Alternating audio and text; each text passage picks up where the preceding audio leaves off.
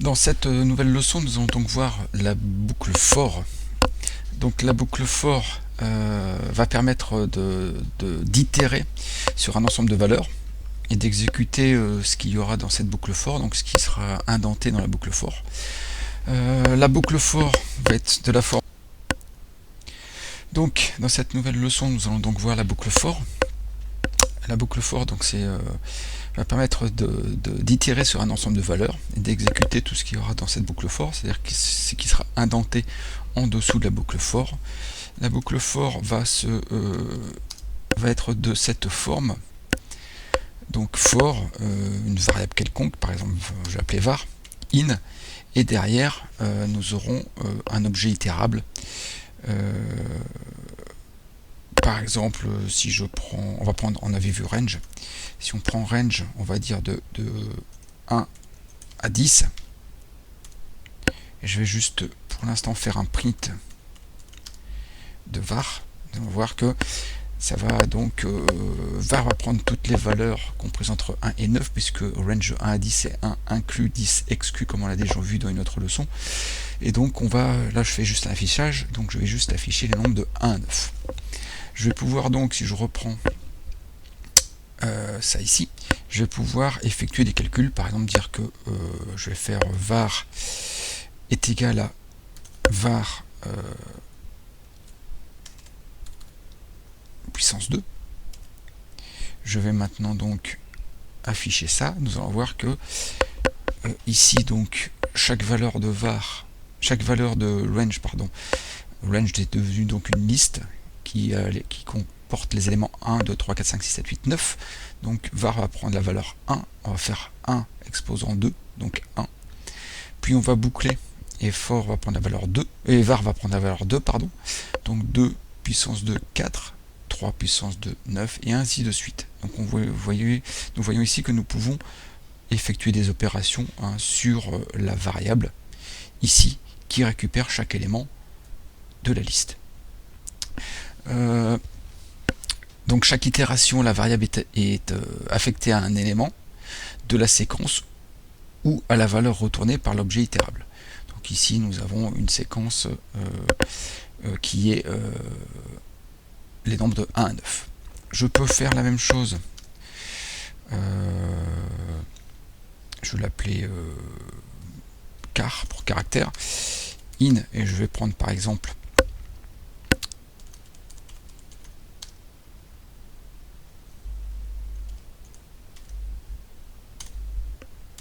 une chaîne de caractères, et on va voir que donc si je fais un print de car, voyons que chaque élément, que ce soit donc une liste, que ce soit ici une chaîne de caractères, chaque élément est pris un à un, et on va afficher cet élément, donc ici print car, à la suite.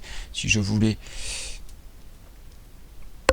l'afficher à la suite, vous voyez que je reprends avec le virgule. Si je ne mets pas de virgule, je vais l'afficher en dessous. Si je mets une virgule, les uns à la suite des autres. Chaque caractère l'un à la suite des autres. Nous avons déjà vu dans les boucles, dans les listes, pardon, dans les tuples et dans les chaînes de caractères, nous avions fait à chaque fois quand nous voulions parcourir chacun de ces types, nous avions utilisé une boucle for sans savoir vraiment comment elle fonctionnait. La boucle for, je peux utiliser comme on l'a vu dans le while, l'instruction break si je veux l'arrêter pour une certaine raison quelconque, ou l'instruction continue. Donc je vais pouvoir utiliser ça, break et continue. Je vais pouvoir utiliser aussi le bloc else. Donc nous n'avons pas vu ça avec le while, mais le else peut s'utiliser aussi avec le while, et nous pourrons utiliser le else avec le for. Donc pour l'exemple, je vais sortir, voilà, je vais sortir de ça. J'ai déjà écrit un petit programme que j'ai appelé boucle for.py. Et donc si on regarde ce petit programme, donc je dis à mon programme que la suite va être du Python. Je fais une liste, imaginons pomme, poire, banane, abricot. Je prends une variable que je lui mets comme valeur false, donc c'est une variable du coup booléenne. Je demande à l'utilisateur d'entrer un nom de fruit. je parcours ici avec for élément in list, je parcours tous les éléments de ma liste et je les affecte à éléments. Donc élément va prendre la valeur pomme, puis poire, puis banane, puis abricot. Pour chaque élément, je regarde si cet élément est le même que ce que l'utilisateur a rentré. Si c'est le même, je mets bon à true.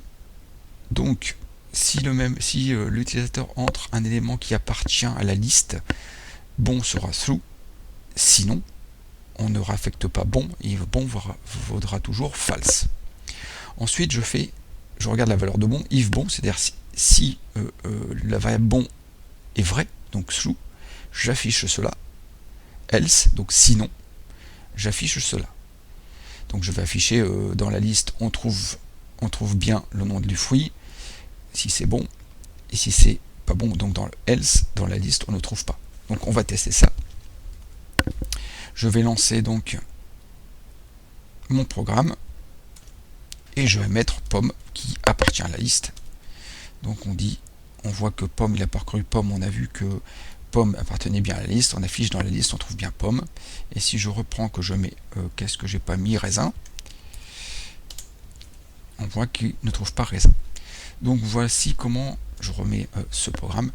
Voici la façon d'utiliser le else si on en a besoin. Ici avec le if. Donc ce else ici avec ce if et non pas avec celui-ci bien sûr. Donc voilà pour les exemples donc de la boucle for.